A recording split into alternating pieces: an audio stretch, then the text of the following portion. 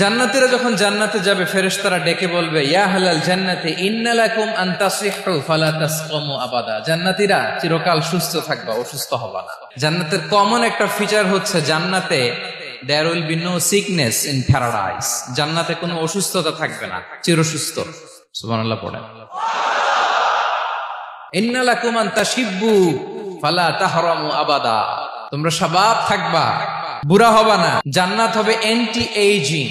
জান্নাতে বয়স বাড়বে না কারো, চির যৌবনা, চির যুবক।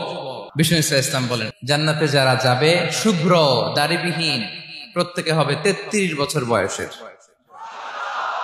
ওয়া ইন্না লাকুম আন তাহিয়াউ ফালা তামুতু আবাদা। চিরকাল বেঁচে থাকবা, মরবা না।